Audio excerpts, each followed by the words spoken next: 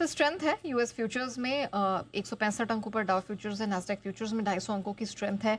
Europe के markets में for a change अच्छी स्ट्रेंथ दिख रही है, ऑलमोस्ट आधे से 1.25% ऊपर है। कच्चा तेल 1 मंथ लोस के पास है 62.5 के नीचे।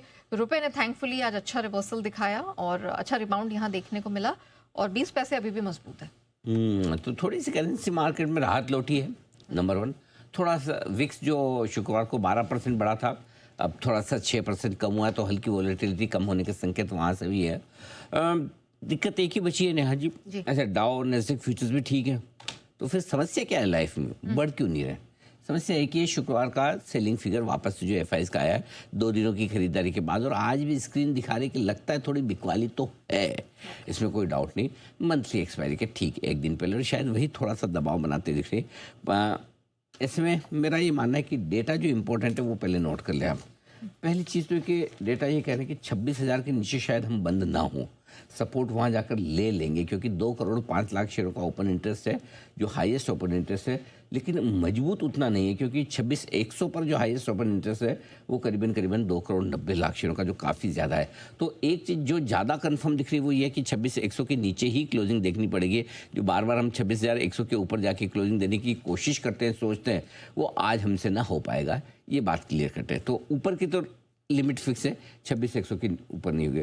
अब 26,000 बचा पा लें तो ठीक है, संभावना तो ज़्यादा दिख रही है 26,000 26,100 के बीच में, जिस तरह की पोजीशंस ऑप्शंस में बनी हुई है, लेकिन रिस्क अगर टूटने की है तो थोड़ी नीचे की तरफ थोड़ी सी ज़्यादा दिख रही है। तो पॉइंट नंबर 1, रेंज के ब्रेकआउट का इंतज़ार आपको कम से कम एक दिन तो और करना पड़ सकता है, ये डेटा कह रहे हैं। अब आखिरी मिनटों में आधा घंटे में कुछ ऊपर नीचे हो जाए तो वो तो पता नहीं, बट फिलहाल ये डेटा का व्यू आपकी तरफ। अब आइए bank Nifty. Bank Nifty comparatively मजबूत है, 59,000 इसके नीचे क्लोजिंग नहीं होगी।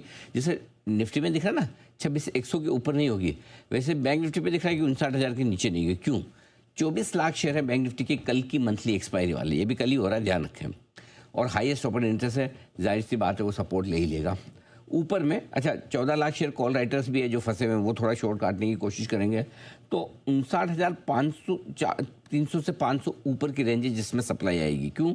59,300 के पुट कॉल पर 14 लाख शेयर, 59,500 के कॉल पर 15 लाख शेयर हैं। तो ये 59,300 59,500 इस रेंज में प्रॉफिट बुकिंग आएगी और 59,000 के आसपास आएगी खरीदारी। सो 2 चीज़ें आज के डेटा में यहाँ बहुत क्लियर दिख रही है, वो ये कि निफ्टी 26,100 के ऊपर बंद नहीं होना चाहता, बैंक निफ्टी 59,000 के नीचे बंद नहीं होना चाहता। चाहने की बात नहीं, मतलब ये डेटा बता रहे हैं, ये डेटा साफ बता रहे हैं कि तो ये आपके लिए, तो इसका मतलब है कि अगले 1 घंटे में शायद बहुत बड़ा मूव किसी भी दोनों इंडेक्स में से आए, एक तरफ संभावना तो कम है, आ जाएगा तो फिर हम लाइव उसी वक्त आपके सामने विश्लेषण कर भी देंगे।